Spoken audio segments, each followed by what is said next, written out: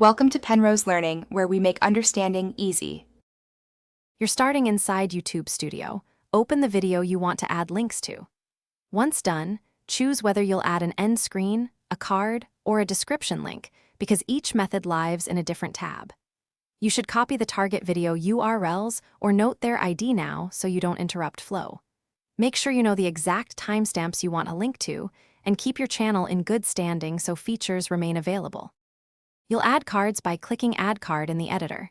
Select video and paste the URL or search your channel, then set the start time. For descriptions, paste the full video link or use the video ID. Include a short call to action like Watch Next. Once you place cards and description links, preview them on mobile and desktop because placement and visibility differ. Make sure your wording matches the viewer intent so click-through rates improve. Now add an end screen. Open end screen, pick a template, and assign specific videos or your latest upload. You can target a timestamp if you use a playlist. After saving, watch the published video to confirm timing and functionality across devices.